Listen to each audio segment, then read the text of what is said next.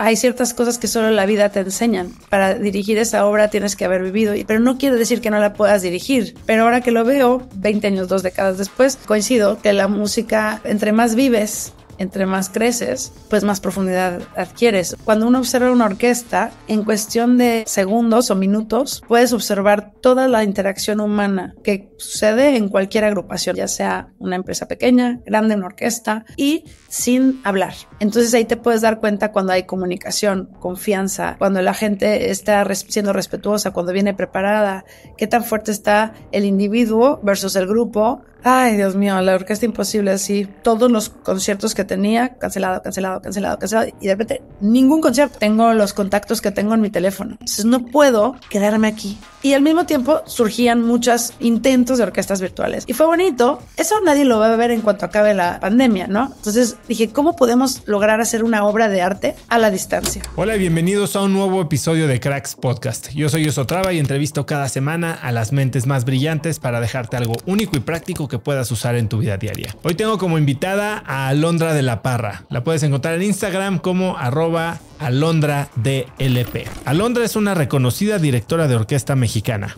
Ha dirigido algunas de las orquestas más renombradas del mundo, como la Orquesta de París, la London Philharmonic Orchestra, la WDR Symphony Orchestra, la BBC Philharmonic y la Orquesta de Berlín, entre muchas otras. En 2016, Alondra de la Parra fue nombrada directora musical de Queensland Symphony Orchestra. En 2022 fue nombrada principal directora invitada de la Orquestra Sinfónica di Milano y en 2024 asume el puesto de directora titular y artística de la Orquesta y Coro de la Comunidad de Madrid.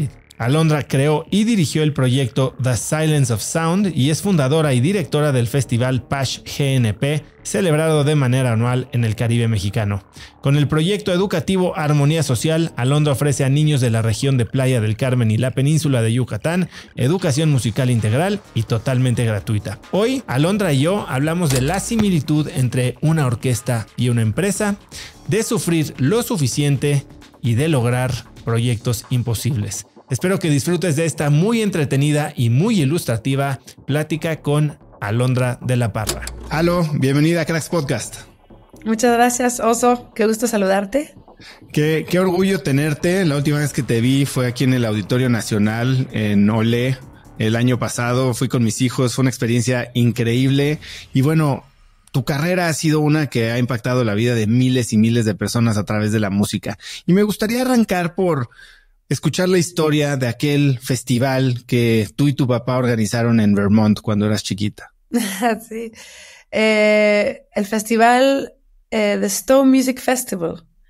Así es. Pues todo empezó porque en este pequeño pueblo en Vermont, en el norte de Estados Unidos, donde yo prácticamente crecí ahí, obviamente crecí en la Ciudad de México, pero pasé mucho tiempo allá. Empezó todo con un recital de piano que dimos mi queridísima Ana Karina Álamo y yo, en una iglesita del pueblito. Y vino mucha gente y de hecho fue un recital que recuerdo con mucho cariño. Y entonces empezamos a hacer cada vez más y más conciertos año tras año. Y a mi papá le encanta la música, le encanta fomentar la música clásica y pues lo hacíamos con nuestros amigos del pueblo, ¿no? Y eso fue creciendo y al final lo llevamos a cabo 11 años. Y ahí la verdad fue donde aprendí mucho de cómo gestionar un proyecto cultural, cómo obviamente programar, porque yo era muy joven cuando empezamos esto, tenía yo 20 años. Y cuéntame un poco cómo era. A ver, tú vienes de una familia muy musical, muy artística, tu abuela era toda una institución. ¿Cómo fue tu niñez? ¿Cómo era vivir en tu casa alrededor de gente tan talentosa?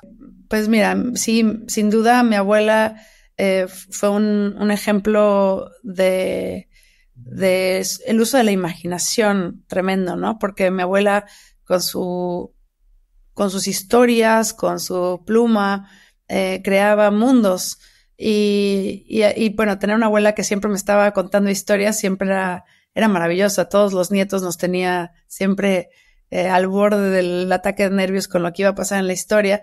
Mi abuelo también. Del lado de mi mamá, también artistas. Mi abuelo era gran arquitecto Ángel Borja.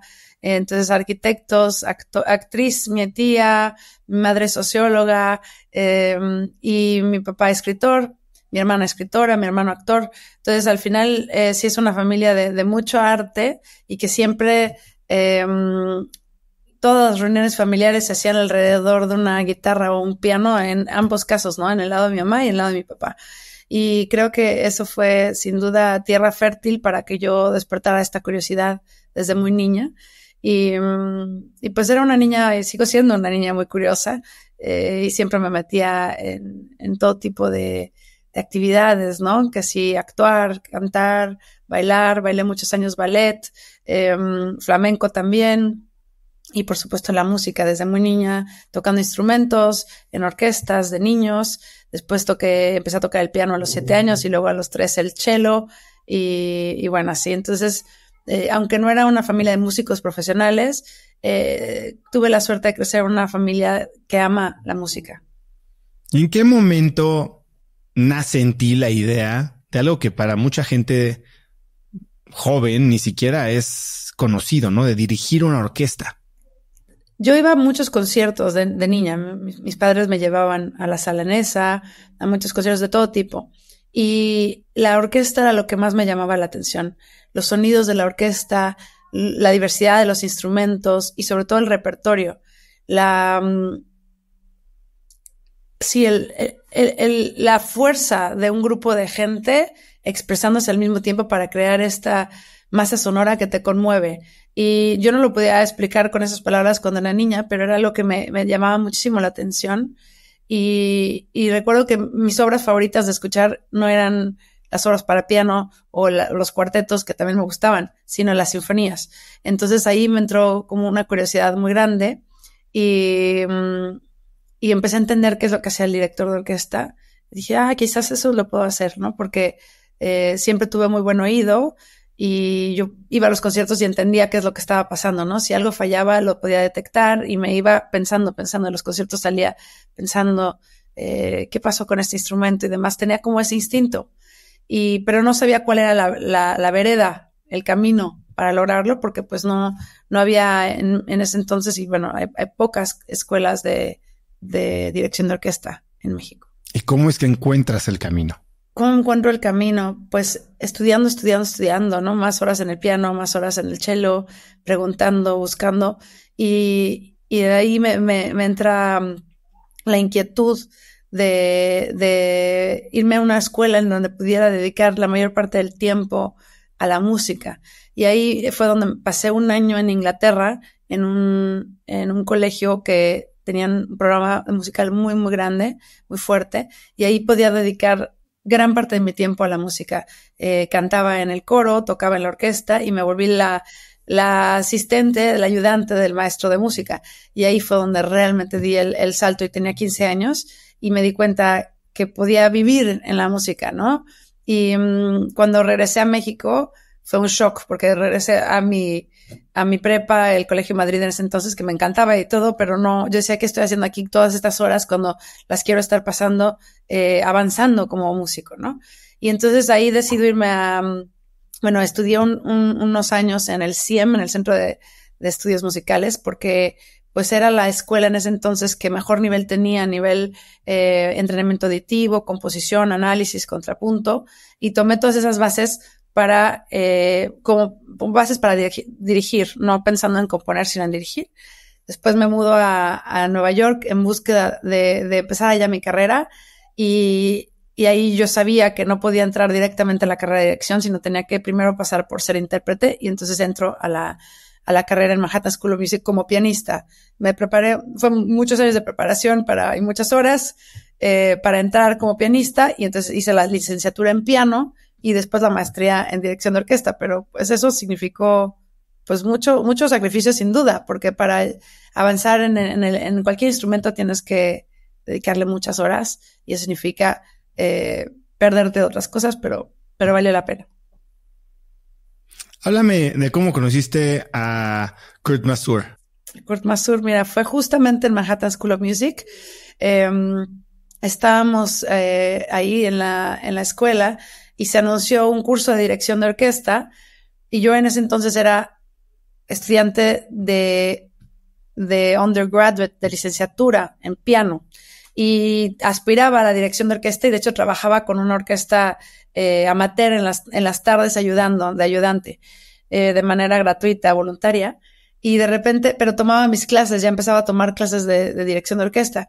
Entonces, cuando veo que Kurt Masur anuncia que va a hacer un curso, dije, yo tengo que solicitar y tratar de entrar. Sin embargo, para solicitar tenías que tener mínimo, creo que 25 años, y yo tenía 20 o 21, y tenías que tener cierta experiencia que yo no tenía.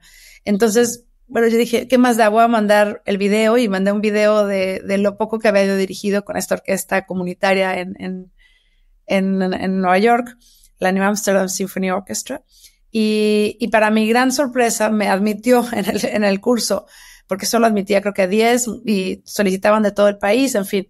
Y entonces fui a la... Me gustaría hacer una pausa un segundito, porque hay mucha gente, incluido yo, antes de estudiarte, nunca había escuchado de Kurt Masur. ¿Quién es y por qué era tan importante para ti entrar a este curso? Bueno, Kurt Masur, que murió hace unos años, es uno de los directores más importantes de los últimos 50 años, sin duda.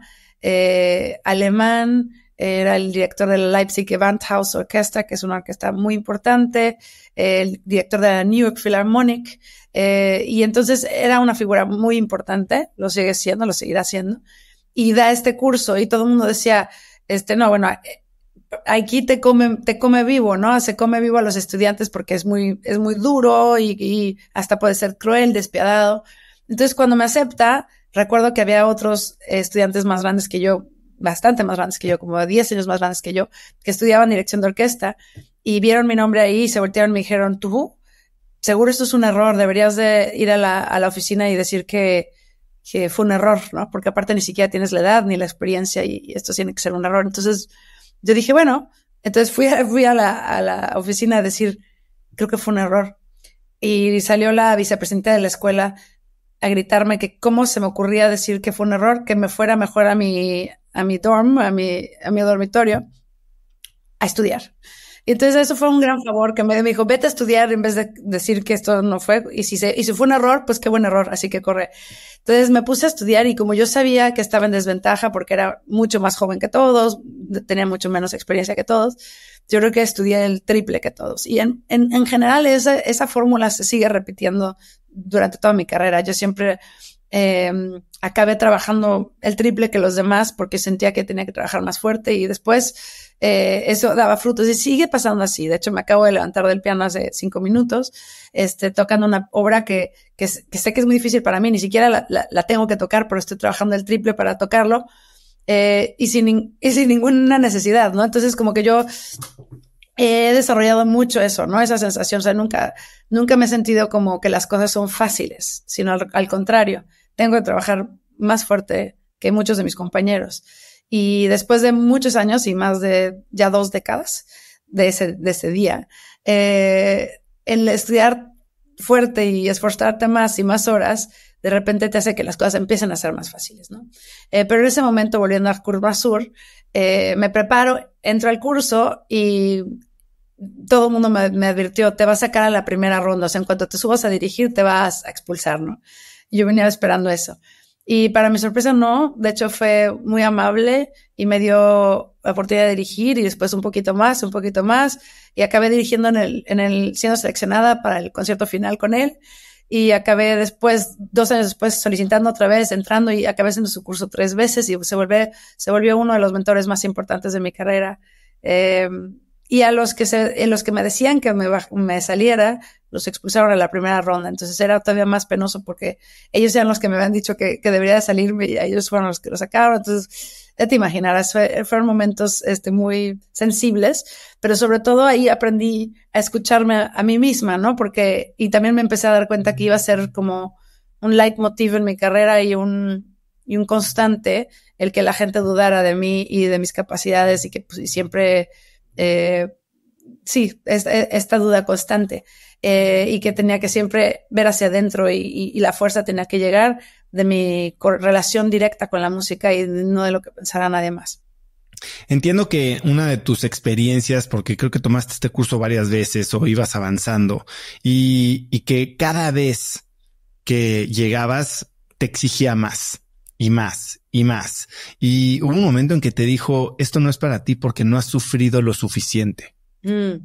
Para ti, ¿qué es el sufrimiento?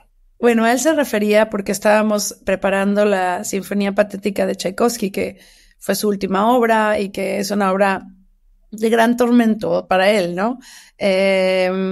Y pues por supuesto, si tú eres Kurt Masur, un señor de 70 años alemán, que aparte había perdido parte de su familia en un accidente de coche, había tenido una vida muy dura y te topas con cualquier estudiante de 21 años.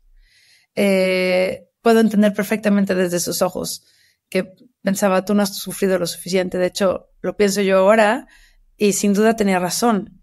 Hay ciertas cosas que solo la vida te enseñan y por más que vivas y hayas sufrido a los 21 años, sigues teniendo 21 años. Entonces a eso se refería, a que para dirigir esa obra tienes que haber vivido y tenía razón, pero no quiere decir que no la puedas dirigir en el plano musical, en el plano técnico, ¿no? Eso sí podía y eso es lo que yo decía, yo sí puedo.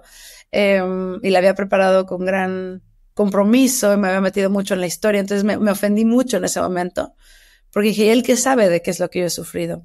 Pero ahora que lo veo y lo pienso con más calma y después de haber 20 años, 2 décadas después, lo veo así. Sin duda, coincido que la música, entre más vives, entre más creces, pues más profundidad adquieres. O sea, es que no hay de otra manera. Aunque puede haber talento y puede haber gente muy joven, muy talentosa, sin duda, es algo que con el tiempo mejora y crece.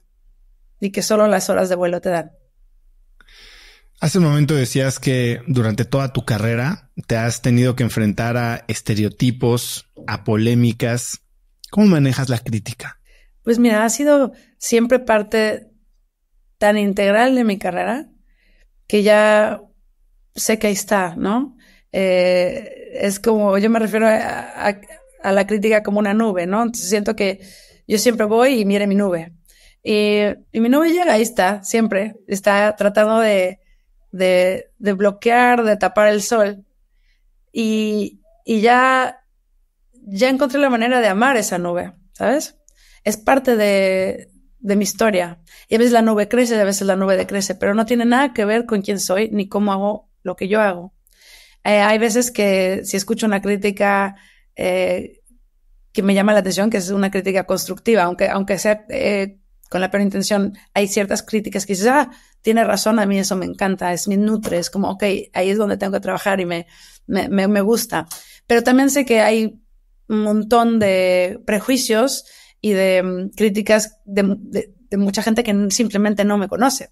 Y esas ya, bueno, llevan tanto tiempo ahí que ya hasta cuando no suceden las extraño, ¿sabes? No ha sido fácil, sin duda, siempre tener que estar probando lo que soy, pero también creo que cuando tienes que probar todo el tiempo, te empuja a esforzarte mucho más y a confrontarte más, ¿no? Y ahí creo que en ese sentido ha sido una suerte, siempre tener esa resistencia. Creo que la dirección de orquesta trae una resistencia per se para cualquier hombre o mujer de cualquier edad, nacionalidad que intente dirigir. Es una profesión en la cual te tienes que enfrentar al constante desprecio, al desmérito, al cuestionamiento, a la crítica, al ataque. Es parte porque eres el líder, porque estás expuesto, porque estás ahí y porque nadie es perfecto. Todos somos humanos. Entonces siempre vas a tener algo que la gente puede criticar y cuando estás tan expuesto, pues así es. Sin embargo, yo creo que, como decía mi maestro, a todos los directores les toca 1 tonelada, a ti te tocaron 10 toneladas, de eso no sé por qué, ¿no? Y sí, así ha sido. Pero ya un poco sé que está ahí y no forma parte de mi día a día. Mi día a día es directamente con mi música, conmigo, y la crítica más dura es la mía, la propia. Has hablado que le das gracias a quienes lucharon en contra tuya porque no es que te definan, sino que te impulsan. Para ti, entonces, no sé si ponerlo así, pero el dolor o el tener un enemigo es algo que te impulsa, que te motiva, alguien a quien probarle que estaban en lo incorrecto. Yo no pienso en esas personas. No, rara vez tienen importancia en mi vida, ¿no? Muchas veces ni siquiera sé quiénes son, porque la mayoría se esconden en el anonimato. Me encantaría confrontar a alguien que me diga, no me gusta tu tempo de la primera de Mahler, no te entiendo, tu técnica no la entiendo, o no estás respirando bien, o tu técnica de ensayo fue mala, o por qué te comunicas así con los músicos, o en verdad quieres escoger ese tempo para la Quinta Sinfonía de Beethoven, o por qué no otro. Has observado el manuscrito de Beethoven donde dice que esto es acentuado y que aquí es piano y tú estás haciendo mezzoforte. Me fascinaría una crítica así, me encantaría toparme con un crítico que me pudiera hablar mi idioma y ahí poderle decir por qué esto y por lo otro, o poder decir, tienes toda la razón. Esas críticas me encantarían. Desafortunadamente esas críticas nunca me han llegado, porque las críticas que llegan son como de cosas que no tienen nada que ver con lo que yo hago. Entonces, más bien,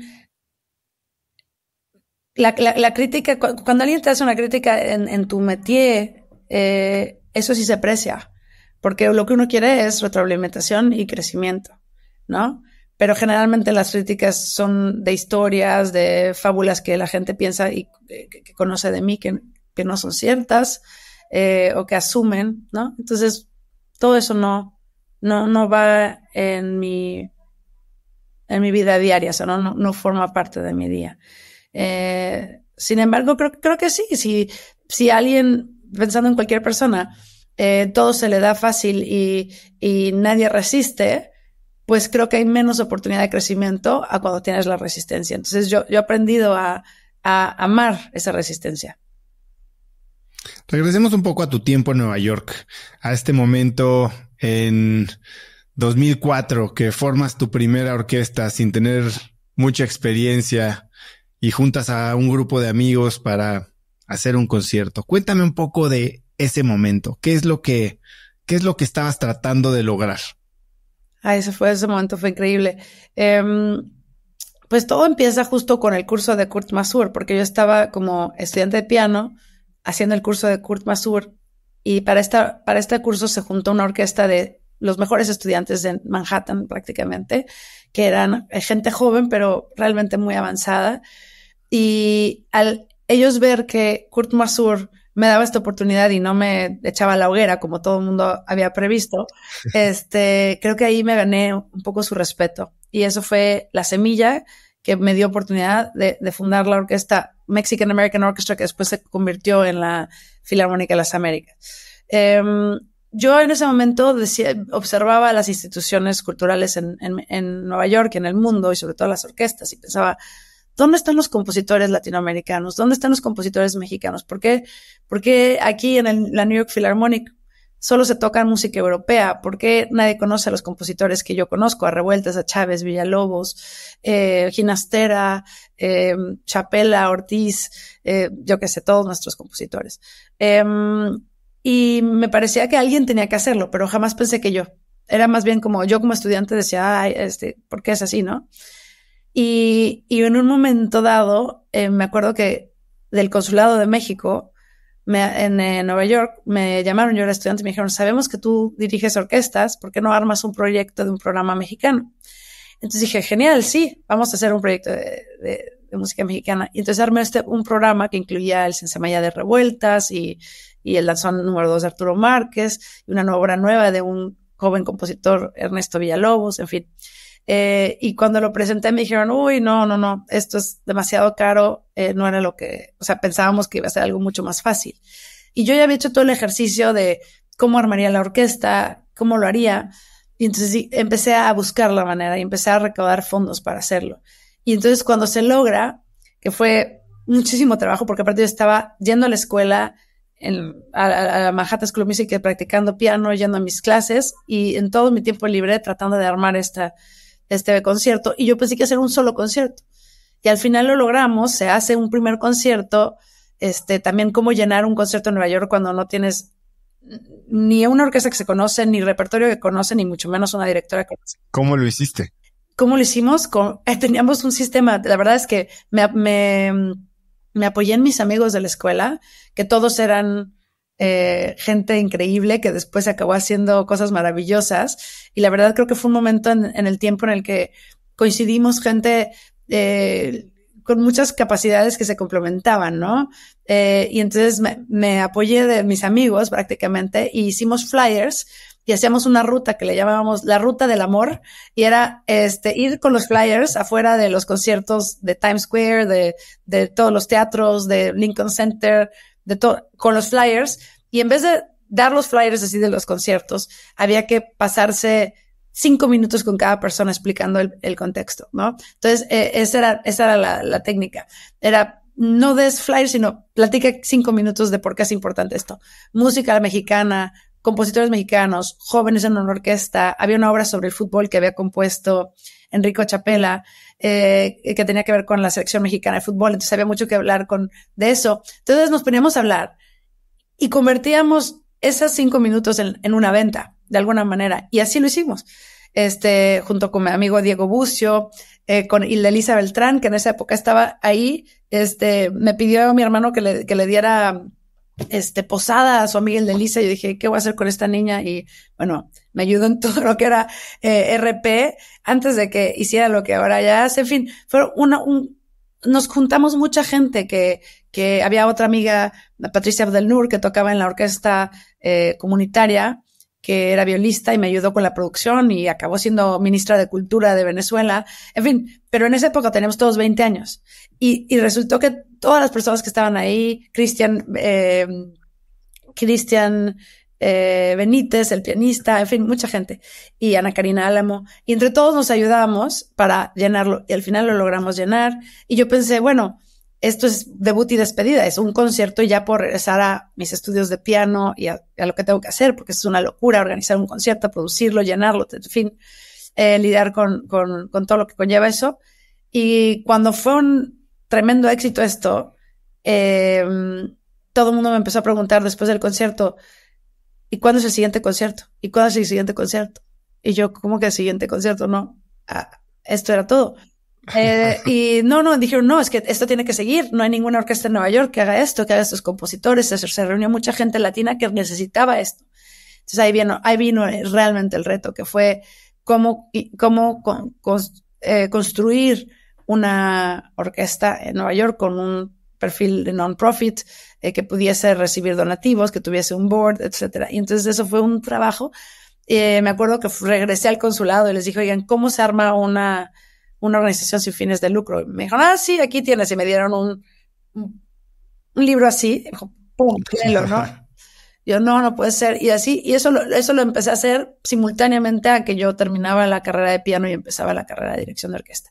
Entonces, yo empecé a trabajar muy joven y al final mi vida profesional y mi vida estudiantil iban de la mano, porque pasamos a 2 conciertos, 3, 4, una temporada, 2, y empezamos, y la orquesta se armó ya en Lincoln Center, hacíamos giras, grabamos Mi Alma Mexicana, hicimos creo que 3 giras a México, fuimos a Washington, fuimos a Dallas, y todo esto yo lo hacía mientras iba a la escuela. Entonces era una absoluta locura, pero aprendí muchísimo.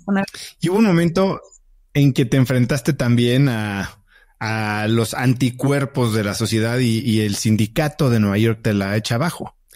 Sí, bueno, sucede que algo así es es la mezcla de muchas cosas, pero sí, realmente éramos una orquesta que creció muy rápido, empieza a tener gran éxito porque la audiencia era única. Teníamos una audiencia opuesta a todas las orquestas de Nueva York. Era una orquesta que tenía una audiencia joven. La media de edad eran 30 años, 35 años. Entonces era una orquesta con una audiencia joven que obviamente todo el mundo quería tener, y aparte una audiencia sumamente diversa y con muchos latinoamericanos. Y era una audiencia fiel. Nosotros decíamos, va a haber concierto el viernes, y se llenaba y no teníamos que pagar un ad en el New York Times ni nada. Realmente era de boca en boca, se hizo una comunidad, y eso se hizo con toda una estrategia muy linda de voluntarios. Teníamos 80 voluntarios, y los 80 voluntarios invitaban a los amigos y sus amigos y sus amigos, y sí, tenemos un Young Patrons group, un grupo de jóvenes patronos que también se movía muchísimo, el board, por supuesto, el consejo. Entonces era como una familia que todos le echábamos muchísimas ganas. Entonces empezamos a crecer. De repente el New York Times nos escoge como el disco del año y para el mejor regalo de Navidad y no sé qué nos pusieron ahí. Y esto generó, pues sí, mucho discomfort en nuestros, no les diría ni competencia, porque yo me veía a nosotros, nos veía como una orquesta mucho más pequeña que las grandes orquestas de Nueva York, pero al parecer ellos sí nos veían como una amenaza. Y nos empezaron a cuestionar y a tratar de que nosotros nos uniéramos al sindicato, que era sin duda parte de nuestros planes, pero llevábamos pocos años para llegar a eso. Para unirte al sindicato tienes que tener muchísimo dinero y un endowment y muchos fondos. Nosotros operábamos al día, ¿no? Nos entraba dinero, patrocinios y de la taquilla y lo gastábamos y volvíamos a ceros. Y así operábamos y íbamos paso a paso. Y yo creo que les faltó paciencia, ¿no? Nosotros hubiéramos llegado a ese punto en 5 años si nos hubieran permitido tener un plan para llegar. Pero cuando llegaron nos dimos cuenta que no venían con muchas ganas de ayudar a que continuáramos, sino a que termináramos. Y así fue. ¿Qué haces cuando las cosas no te salen como esperabas? ¿Cómo recuperas tu energía? Eso ha pasado muchas veces en mi vida ya. Siento que ya tengo muchas vidas y esa fue una de las muertes. Pues vuelves a empezar. Y lo único que te llevas es lo que has aprendido, lo que tienes aquí y aquí.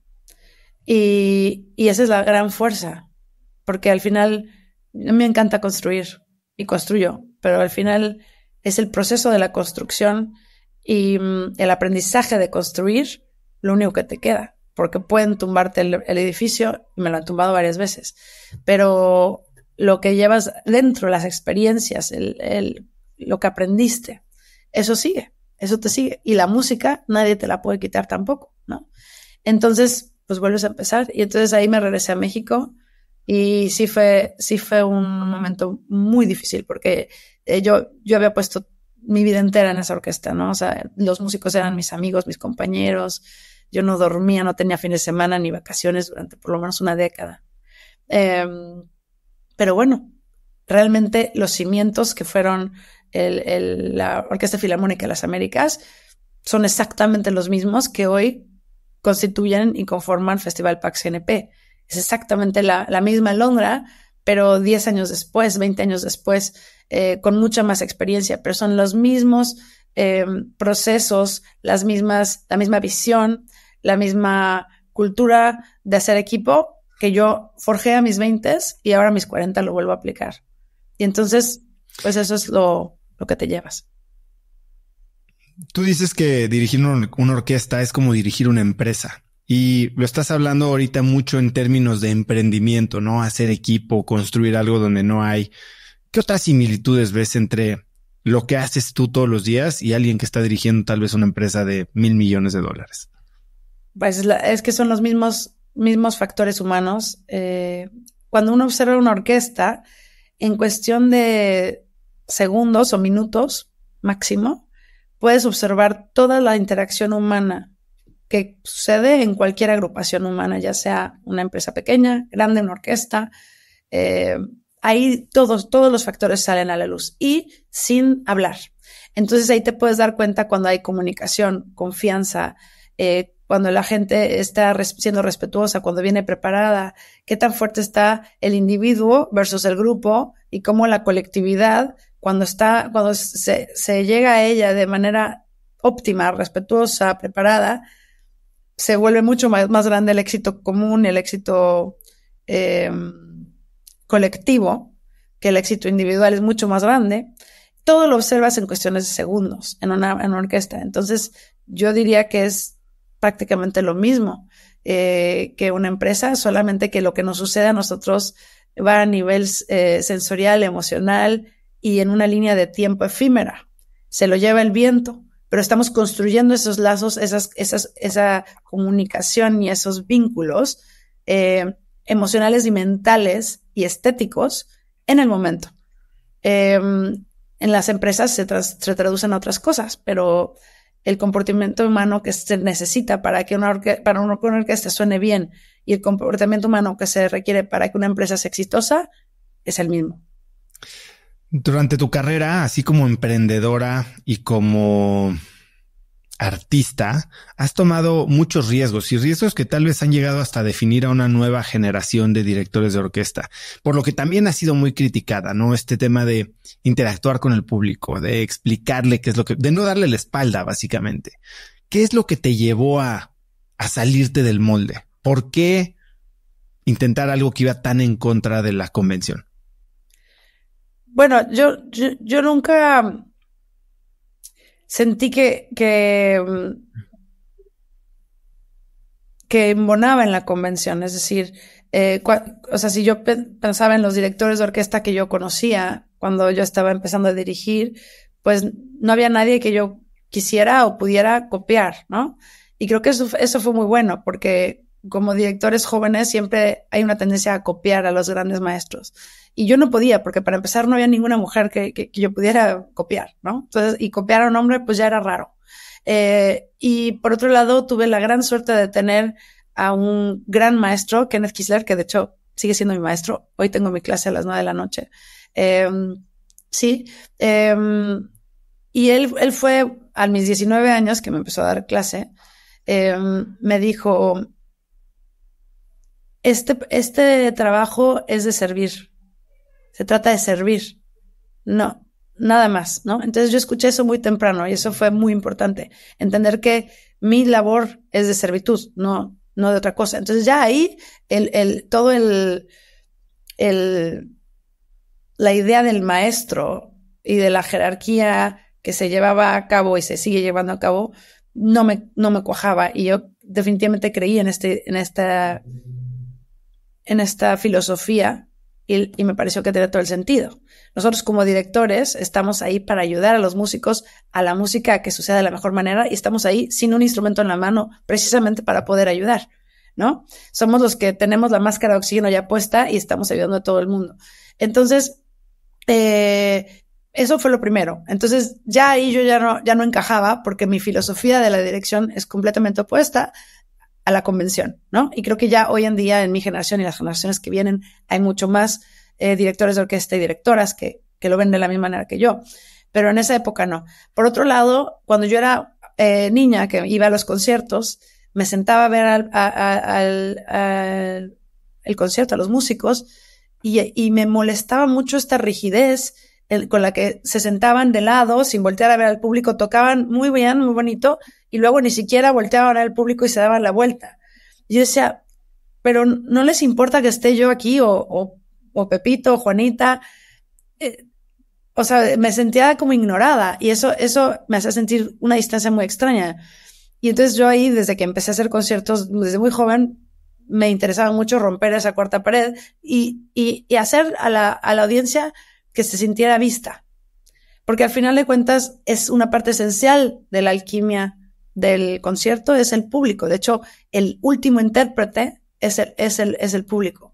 Porque tú puedes poner todo lo que quieras en la música y querer expresar todo lo que tú quieras, pero al final va a pasar a través de los oídos, la mente y el estado anímico del que lo recibe. Y eso, al final, va a cambiar por eso. Entonces, el mensaje final lo define el receptor, que es el público. Y es individual, es completamente distinto para cada persona y tiene que ver con miles de vectores que no podemos controlar. Entonces, para mí era muy importante incluir a la audiencia en la experiencia y romper esa pared. Entonces eso me salía también de manera natural.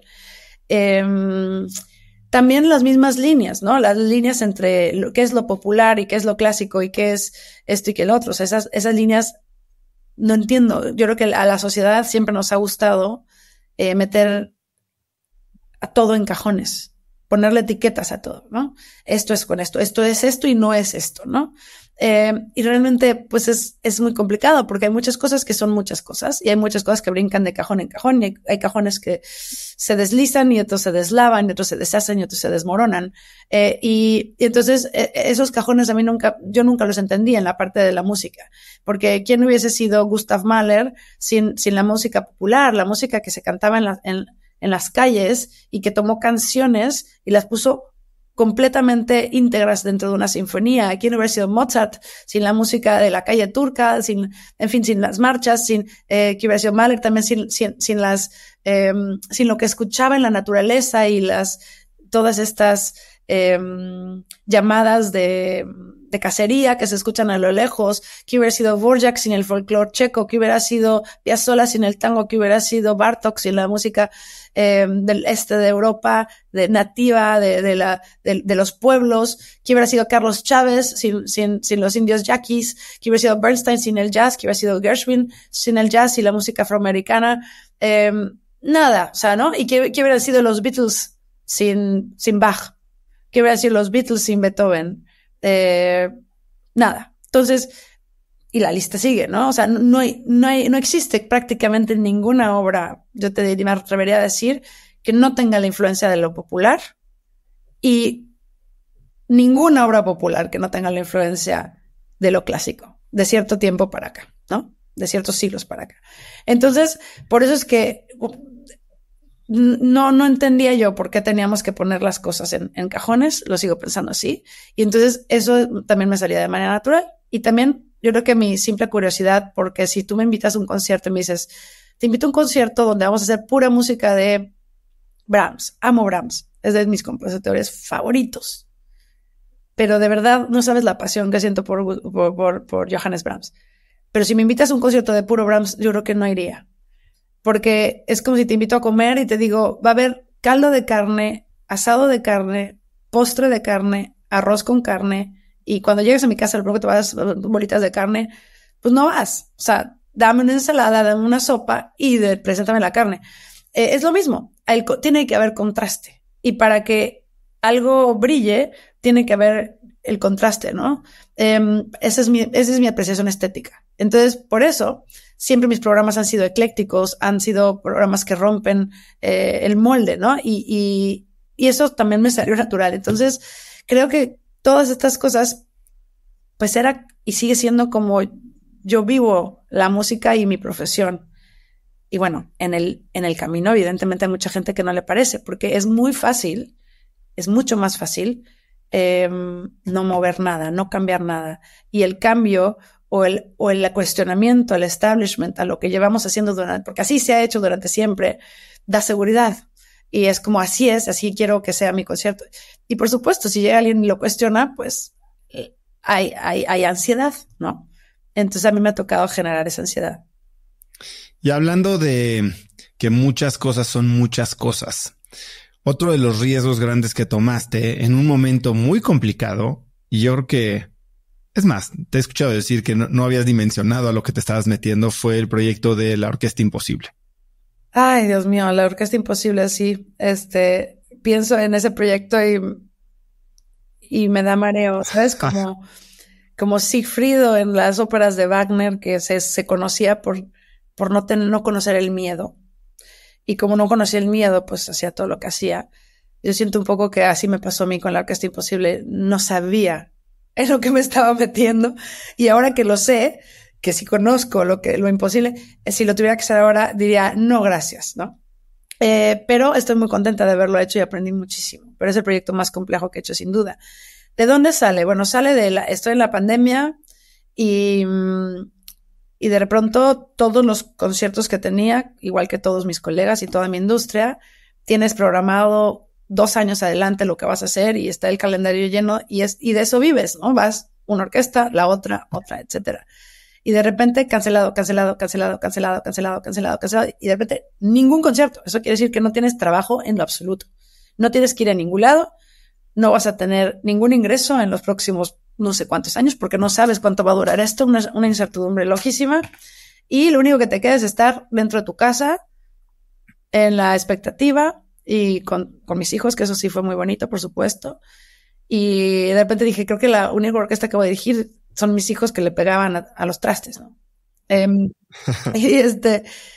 Y en ese momento, simultáneamente, estaba yo ya muy consciente, como todos los mexicanos y mexicanas desde hace mucho tiempo, del problema tan grave que tenemos en nuestro país con los feminicidios, la discriminación hacia las mujeres, y y lo difícil y fuerte que es este problema que tenemos que atender.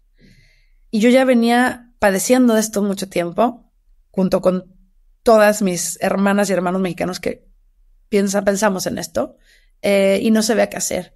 Y entonces en ese momento dije, no me puedo quedar aquí en mi casa sin hacer nada, cuando sé que ahorita con esta situación se va a poner peor, ¿no? Este tema de la violencia. Y entonces empecé a pensar maneras, ¿qué es lo que sí puedo hacer, no? Y obviamente al principio, cuando estábamos todos en la pandemia, y le pasó a muchos de mis colegas, porque he hablado con ellos, uno se enfoca en qué es lo que pierdes, ¿no? No tienes trabajo, no tienes ingreso, no puedes salir, no puedes ver a tus amigos, no puedes ir a una sala de conciertos, no puedes nada, ¿no? Todo lo que no. Y después dije, bueno, pero ¿qué es lo que sí? ¿Qué es lo que sí tengo? Bueno, afortunadamente existía ya la videollamada. Tengo los contactos que tengo en mi teléfono. Tengo las amistades que he hecho. Tengo la oportunidad de ser una persona que la gente conoce. Y con esa oportunidad viene una gran responsabilidad, ¿no? Entonces no puedo quedarme aquí nada más haciendo pancakes y cupcakes y lo que hicimos todos en la pandemia. Y al mismo tiempo surgían muchas orquestas virtuales, intentos de orquestas virtuales, en las que yo veía a todo el mundo en Zoom, cuadritos de Zoom y todos tocando.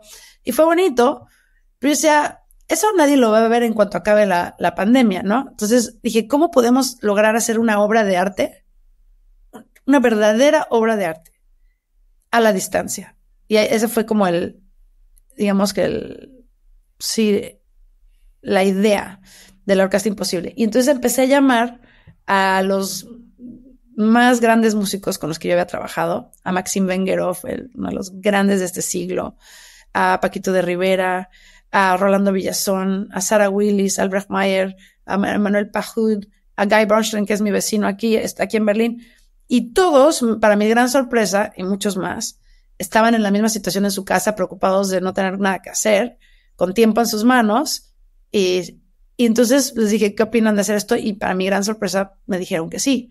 Y todo era con la idea de recaudar fondos para crear conciencia sobre este tema de la violencia en nuestro país y para recaudar fondos para ayudar en ese momento a través de dos fundaciones, particularmente Save the Children y la Red de Refugios y el Proyecto Semillas, a ayudar de alguna manera a esta situación. Y entonces ahí empezó todo el desafío. Le hablé al maestro Arturo Márquez y le dije, ¿podemos usar tu danzón? Me dijo que sí. De hecho, ahí fue donde nos acercamos mucho el maestro Márquez y yo. Yo ya había dirigido su danzón cientos de veces y nos habíamos conocido, pero no éramos amigos. Y en ese momento nos volvimos amigos porque le gustó la idea y platicamos mucho por Zoom. Entonces empezó a unir esto. Y entonces al final tuvimos 30 grabaciones diferentes, individuales, en diferentes ciudades, que se unieron en lo que fue el video de la Orquesta Imposible, pero también 30 grabaciones de audio que tuve que poner como un pastel de 1000 hojas, e ir cortando, editando, afinando. Y esa fue la parte que fue una absoluta locura y que me llevó semanas y semanas. Primero fueron 7 semanas y luego otras 8 semanas. O sea, y yo no salía de la postproducción con diferentes ingenieros de sonido que me tiraban la toalla. Decían, tú me dijiste 4 semanas, ya, esto es imposible, olvídalo. Iba con otro y decía, es que yo sé que no es imposible, yo sé que no es imposible, hasta que se logró y sí era posible, por supuesto que sí, pero requería de un trabajo artesanal que bueno, que tiene. Algo que dices a ese respecto es que tenías que elegir entre el más correcto de los correctos de cada interpretación. Decías que todos habían hecho un extraordinario trabajo y al pie de la letra, pero había que hacer que encajaran todos interesante, juntos. Oso. Mira, qué bien que lo mencionas, porque tienes básicamente la parte técnica es muy divertida. Entonces, la idea era hacer el danzón de Márquez con 30 músicos en 6 ciudades distintas que nunca están tocando juntos. Pero yo no quería que tocaran con una grabación, imitaran una grabación, porque eso no tiene ningún valor.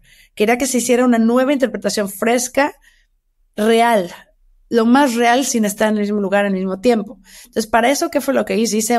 Hice un track vivo, me junté con mi amigo Edixon Rees, el bajista de la Berliner Philharmonic, y con mi amigo Benny, que también es el percusionista, era en ese entonces percusionista de la Berliner Philharmonic, y los tres sí nos podíamos juntar. Entonces, piano, por supuesto me puse a practicar piano porque tenía tiempo, entonces toqué la parte del piano, bajo y percusión, e hicimos un track que no es el danzón, sino es como toda la rítmica del danzón, digamos que el negativo, o sea, si tienes el positivo, el negativo, hice el negativo del danzón, como de toda la información que yo sabía que tenían que tener para poder tocar contra algo que les fuera llevando la guía, que no fuera un clic, ¿no? Entonces hicimos esta pista. Y esta pista era real y era sentida, es decir, no es perfecta. Había momentos en los que nos íbamos más rápido, más lentos. Estaba con el movimiento real humano. Esto se mandaba a la señal a lo que escuchaban todos. Yo estaba presente por Zoom dirigiendo cada una de estas grabaciones. Y entonces yo veía lo que estaban escuchando y lo dirigía. Las cámaras, lo que hice fue acercarme a un equipo fantástico de expertos en filmación y les dije, a ver, hazme un set que se pueda recrear en cualquier casa, garage y lo que tú quieras, con un equipo pequeño pero profesional en el que todo se vea iluminado igual.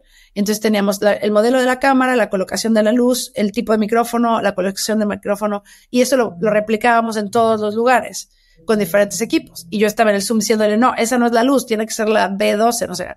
Entonces así, ya una vez que grabamos todo, teníamos toda la grabación, y entonces yo me junté con el ingeniero de audio, y entonces tenías flauta 1, flauta 2, flauta 3, oboe 1, oboe 2, cello, contrabajo, tal. Y todos estos eran grandísimos músicos, son solistas, espectaculares. Entonces, si tú escuchas la versión del danzón grabada por Maxim Vengerov, es una poesía que no le puedes cambiar nada. Dices, es que no hay ninguna nota que esté mal, ¿no? Entonces, digamos que es una línea horizontal. Tú encima le pones la versión de Emmanuel Pajud en la flauta, que es el mejor flautista del universo entero. La escuchas sola y dices, esto es perfecto, no puede ser más perfecto. Las pones juntas y no, porque hay pequeñas variaciones en la afinación, en la rítmica, que cada quien le puso, con todo y que yo les di la rítmica, siempre había pequeñas cositas que si estuvieran frente a frente respirarían juntos y se moverían juntos. Entonces había que moverlas, pero mover tipo nota por nota, para arriba y para abajo, y yo no quería meterle tanta mano porque se volvería algo artificial. Entonces, ¿cómo? Porque obviamente lo puedes componer todo y entonces lo haces perfecto, pero perfecto no es correcto, no es real. Perfecto no es humano. Entonces, perfecto, mejor que lo haga inteligencia artificial, ¿no? Entonces, ahí es donde viene lo que tú acabas de decir. Había que escoger quién va a ser el estándar de correcto. Todo es correcto, todos son válidos, pero ¿cuál voy a escoger como lo válido?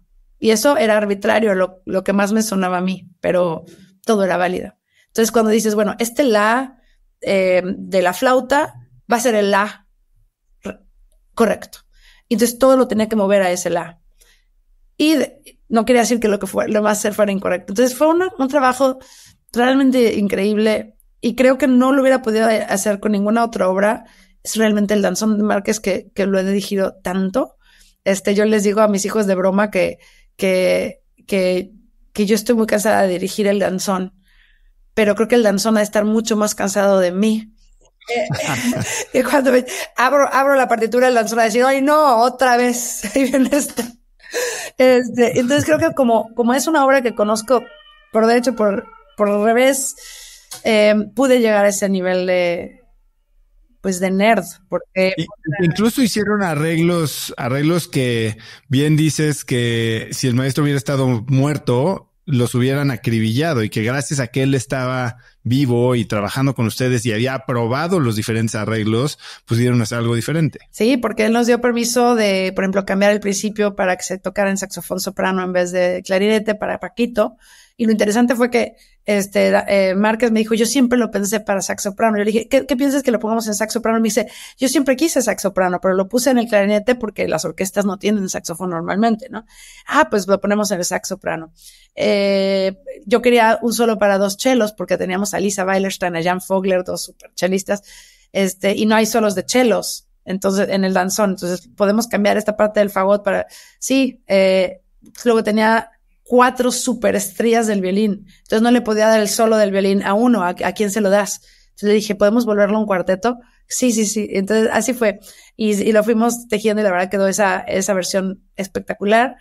Pacho Flores en la trompeta. Si tienes a Pacho Flores en la trompeta que creció tocando el danzón de Márquez, sería una pena que lo tocase cuadrado, ¿no? Entonces le hablé a Márquez y dije, híjoles, me vas a matar, pero ahí te va esta versión de Pacho. Y le mandé la versión que Pacho había grabado, en la que hacía lo que se le daba la gana. Y yo así dije, me va a matar. Y me dijo, me encanta, déjala, ¿no? Y así quedó la versión de la Orquesta Imposible del danzón número 2 de Márquez. Y bueno, y falta todavía la parte coreográfica, porque al mismo tiempo estaba Christopher Wheeldon en los rascacielos de Nueva York haciendo la coreografía y coreografiando a Lisa Carrillo, que estaba aquí en Berlín, y yo iba con ella al estudio y tocaba el piano y le enseñaba la coreografía que había inventado de cero Christopher por Zoom, y así fue todo. Fue una locura. Has tomado muchísimos riesgos y hablabas de que en un momento de tu carrera el escenario más aterrador era caminar solita hacia el piano en un concierto, ¿no? A pesar de que habías eliminado vacaciones y hecho millones de sacrificios para practicar, siempre había miedo. ¿Hoy sigue habiendo miedo cuando pisas un escenario? No, el escenario no, porque siempre lo piso para dirigir. Y ahí, afortunadamente, desde que empecé, siempre sentí una seguridad de esto es lo que tengo que estar haciendo. Y yo me pongo nerviosa antes del primer ensayo, cuando todavía no conozco la orquesta, todavía no he dirigido la obra, hay una obra nueva, no sé qué tan bien estoy preparada. Por ejemplo, ahorita tengo un concierto en 10 días y ya estoy con el nervio de tengo que estudiar más. Ese es el momento del nervio. Cuando ya llego frente a la orquesta, se da el encuentro y se hace la química, o a veces no. Y ya para cuando llego al concierto ya sé bastante bien cómo va a estar. Entonces, cuando llego a un escenario al concierto, afortunadamente con mi profesión, si no, no lo haría. Llego feliz y llego relajada y llego contenta y es una experiencia como de emoción. Yo siento gran emoción antes de entrar a un escenario. Otra cosa sería si tuviese que tocar el piano y por eso yo siempre quise ser directora. Pero fíjate que últimamente me he puesto a volver a tocar el piano y lo estoy disfrutando muchísimo. Pero porque no tengo ninguna ambición de tocarlo frente a nadie. Es más una cuestión interna, ¿no? Y sorprendentemente estoy tocando mejor que nunca. Pero ¿qué importa? Porque no me interesa hacer eso, ¿no? O sea, hay tantos buenos pianistas a mi alrededor que lo hago más para un trabajo interno musical. Cuando empezamos a platicar hoy, me decías que sigues siendo una niña curiosa. Dice tu papá que tu palabra favorita era ¿por qué? Y que preguntabas. Y ahora incluso has tenido oportunidad de estar sentada en un programa de televisión de la Deutsche Welle, entrevistando a grandes artistas. ¿Qué rol juegan para ti las preguntas en tu vida? Me encanta tu pregunta. Sí, sigo siendo esa misma niña. Afortunadamente, curiosa, preguntar, porque de la pregunta salen tesoros. Es esa curiosidad la que te hace crecer. Y yo siempre he sentido que lo que yo soy es una estudiante compulsiva. O sea, me encanta aprender. Y casi siempre me meto en lo que me es más difícil. En todo. Y no en lo que se me da fácil. Y es ese proceso de aprender y de preguntar, porque obviamente para aprender hay que cuestionarse a uno y también preguntar a gente que ya lo hace mejor. Y creo que eso fue una parte fundamental ha sido y sigue siendo de mi desarrollo. Como te digo, en unas horas tengo mi clase con mi maestro y sigo exponiéndome a preguntar y a esas respuestas. Y en cuanto al programa que te refieres de la Deutsche Welle Música Maestra, que fue un programa que empecé yo, hicimos más de 60 capítulos en 7 años en 20 países distintos. Esa es mi curiosidad de conocer más a los músicos con los que trabajo, que al final siempre se acaban volviendo mis amigos en la mayoría de los casos. Y quería yo compartir quiénes son al público en general, decir, mira, este gran solista de la guitarra prodigioso que parece muy serio, es muy divertido, así es como platica, de alguna manera es normal. O sea, me interesaba mucho compartir el lado ordinario de la gente extraordinaria, ¿no? O lo extraordinario de la gente ordinaria, porque al final todos somos ordinarios. Entonces, de ahí nace el programa Música Maestra, y siempre yo me sentía como muy suertuda de estar expuesta a estos talentos y quería que más gente lo comparta. Y creo que esa sensación la sigo teniendo, y por eso sale también el Festival Page GNP, y casi que todos mis proyectos también, Silence of Sound, sale de ahí. Quiero hablar un poco más en breve del festival, pero me parece muy interesante lo que estás diciendo, de mostrar a esta gente que parece que es seria y dura, y bueno, es música clásica, como gente normal y divertida. Y bueno, tú, perdón, eres una mujer con una imagen muy fuerte. Has triunfado en un mundo de reglas. Te paras y impecable y dirigiendo una orquesta de decenas de personas. Pero la gente que te conoce sabe que eres una persona sumamente alegre, muy buena para la fiesta. Tú también eres normal. Sí. Sí, totalmente. Eso es un poco lo que hablábamos del rol del director, ¿no? Creo que a veces nos ponemos el saco, literalmente, y el ponerse el saco del director provoca un personaje que muchas veces no tendría por qué existir, ¿no? El maestro.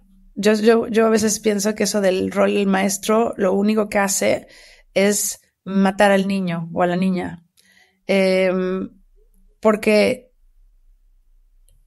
el niño, que vamos a hablar en masculino, ¿no? Porque generalmente los directores, antes de que yo me dedicara a esto, las referencias que yo tenía eran masculinas. El niño que quiso crecer y ser director de orquesta, ¿cómo jugaba de niño? ¿Cómo cantaba? ¿Cómo bailaba? ¿Y qué le pasó? Que si tenía esta gran sensibilidad, que la sigue teniendo, para expresar, para crear mundos, para comunicar, para soñar, para trazar sonido, se volvió esta figura rígida con el saco y el frac, autoritaria, temida, que usa esta imagen como un tema de poder. No tiene que ver una cosa con la otra. Entonces ahí para mí había una contradicción muy grande, la sigue habiendo. Y por ejemplo, cuando ves uno de mis más queridos, más admirados directores de orquesta, Carlos Kleiber, tú lo ves dirigir y ves al niño. Ahí está el niño. Tú ves a Leonard Bernstein dirigir, ahí está el niño. Sigue jugando el niño. Yo quiero pensar que así sigo yo. Intento muchas veces no olvidar a esa niña, porque uno se vuelve adulto y entran en esos roles que lo único que nos hacen es que nos empiezan. Uno tiene que crecer y madurar como adulto para tener más herramientas, pero no para alejarse de esa frescura, ternura, espontaneidad, capacidad de asombro, ¿no? Entonces, yo pienso mucho en eso y creo que mis grandes ídolos lo mantienen. Ahora sí, háblame un poco del Festival PAX. Entiendo que es un festival que, como tú dices, es para divertirse. ¿Qué es el festival? Bueno, es para divertirse y mucho más. Es un festival divertido, sí, porque estamos en un lugar precioso que es la Riviera Maya. El Festival Page GNP reúne a más de 100 artistas de todo el mundo, y sí te puedo decir, Oso, que son los mejores músicos que existen y los mejores bailarines que existen. Obviamente hay muchos más, pero realmente estamos hablando de la Fórmula 1 de la música sinfónica, de la música de cámara y del ballet clásico. Entonces, tenemos a los Imposibles. Entonces, muchos de la Orquesta Imposible están ahí, y la orquesta que se conforma se llama la Orquesta Imposible porque continúa el proyecto de la Orquesta Imposible, ¿por qué es imposible? Porque es imposible tener a 7 concertinos en la sección de violines, y aquí la tenemos. Es imposible que todos los contrabajos sean principales de orquestas, de diferentes orquestas. Es imposible pensar que solistas que normalmente tocan el concierto de violín de Tchaikovsky están sentados en la sección de violines o en cualquier sección. Y así es la orquesta. Entonces estamos hablando que se junta una orquesta inaudita, como de superhéroes, ¿no? Esa es la primera parte que lo hace especial. La segunda es que tenemos una programación sumamente ecléctica en la que mezclamos obras que cambiaron el mundo, como La consagración de la primavera de Stravinsky, el ballet de Daphne y Chloe de Ravel, la quinta sinfonía de Shostakovich, en fin, en este caso, una nueva versión de Todas las flores de Natalia Lafourcade, con Natalia cantando, con las danzas sinfónicas de Leonard Bernstein, con nuevas coreografías, con los bailarines de la Royal Ballet y del New York City Ballet, las estrellas de estos compañías de ballet. Y todo esto sucede a las 6 de la tarde, que es el primer concierto del día.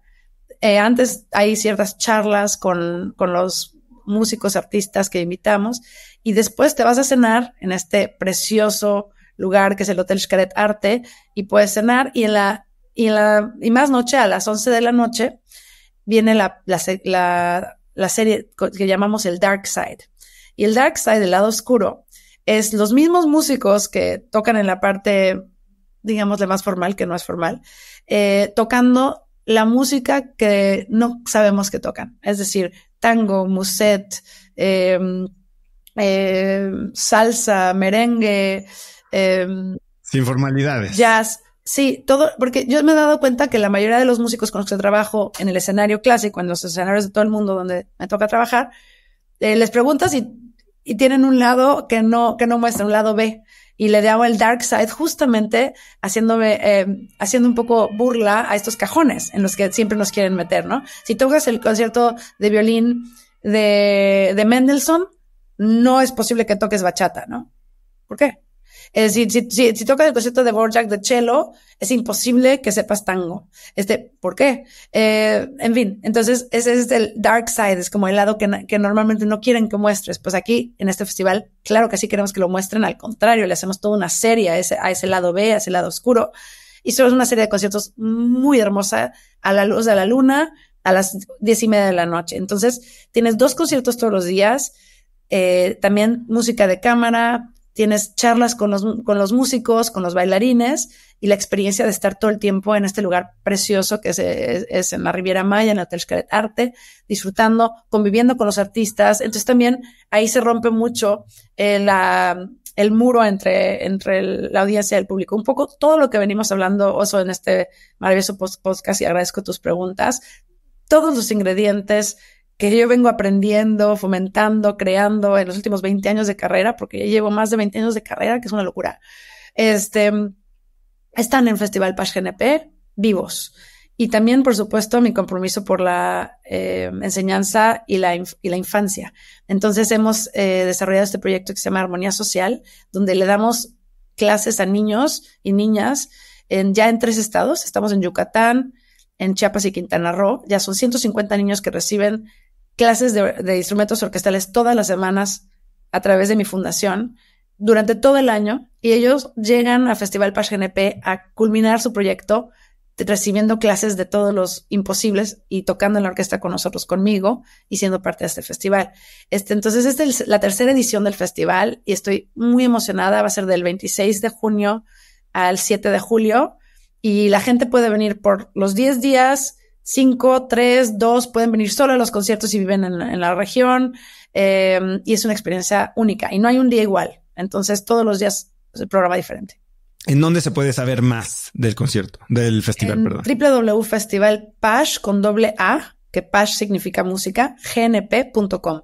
Festivalpage.gnp.com. Ahí está toda la información. Y es P-A-X, ¿no? P-A-X. Así es. Antes de cerrar, hablábamos de ser normales. Y tú vives en Berlín, teniendo aquí toda una infraestructura que tenemos los latinos, familia que nos ayuda a tener una familia. Tú eres una mamá, tú eres una profesionista, viajas muchísimo y en Berlín estás teniendo que malabarear estos roles, sobre todo con las expectativas de cómo es ser mamá en Europa. ¿Cómo estás viviendo esto? Es muy divertido. De repente siento que tengo 2 vidas, que soy 2 personas, ¿no? Porque una es la que, digamos, que está en México, ¿no? Y otra es la real, la que está aquí, ¿no? Porque mi vida aquí en Berlín, pues es muy sencilla. Tengo una bicicleta, no tengo coche, llevo a mis hijos en la bicicleta a la escuela, vivimos los tres solos y es una vida pues muy íntima, muy linda, muy chiquita. Y he aprendido mucho de ser mamá en Alemania. De hecho, está de risa porque el contraste entre la maternidad en Alemania y en México se podría escribir un libro de cómico. Me acuerdo que en los primeros años que llegué aquí, yo apenas hablaba alemán, tenía un bebé de 10 meses, otro de 2 años y medio, y logré que los admitieran en un kindergarten, que por cierto es una maravilla porque era un kindergarten de música que fundó el director de orquesta Barenboim. En fin, entran ahí, ninguno de los maestros hablaba inglés, ¿no? Y yo mascaba alemán bastante mal. Y nada más me hablaban alemán. Entonces yo tratando de llevarlos mientras dirigía en la Staatsoper en Berlín, que estábamos haciendo la nueva Flauta Mágica, viviendo en un Airbnb. O sea, era una circunstancia que no era el momento más fácil de mi vida. Y en eso era el cumpleaños de uno de mis hijos. Y me faltaba un día, algo así. Y entonces le pregunté a una de las mamás, ¿dónde compro un pastel? O sea, tengo que en el ensayo, el niño, al tal, me dicen, ¿compro un pastel? Le digo, sí, ¿dónde compro? ¿No? Aquí se dice verkaufen. Y me di cuenta que estaba yo diciendo un sacrilegio, que ser mamá es hacer el pastel a tu hijo, ¿no? Entonces, cuando vi su cara dije, no, sí, claro. Y ahí me tienes batiendo después del ensayo a la 1 de la mañana, batiendo betún, no sé qué. Hice el pastel porque dije, no quiero que mis hijos sea el único que tiene uno comprado, que aparte no había dónde comprar. Bueno, te digo, 10 años después, 5 años después, ya hice 10 pasteles, y aprendí mucho de eso y es muy chistoso porque aquí realmente la sociedad te obliga a estar y a hacerlo tú todo. Y al mismo tiempo es muy difícil compaginar eso con los viajes, la carrera, etcétera, y lo que yo le llamo el avatar, que es Alondra de la Parra en México, ¿no? Es mi avatar, está allá, la quiero mucho, pero no soy yo, ¿no?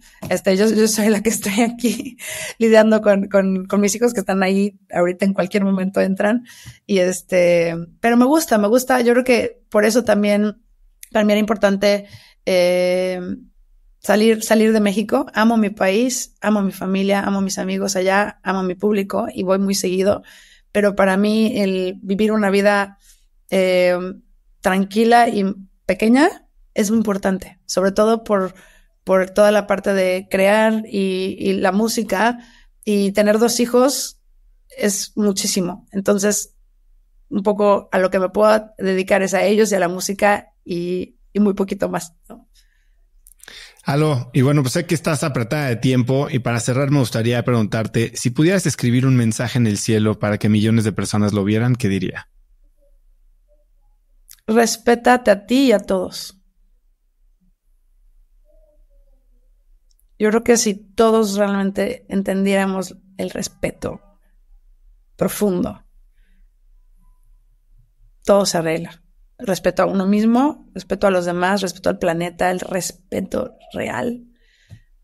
Sí, eso es lo que yo le desearía al mundo, porque todos los problemas son por esa falta de respeto, de no entender dónde acabas tú y empieza el otro. Y creo que todo lo que hemos aprendido como sociedad, las pocas cosas que sí avanzan es cuando el respeto crece, ¿no? Y cuando uno se da cuenta, ay, tengo que respetar de las cosas más pequeñas a las más grandes.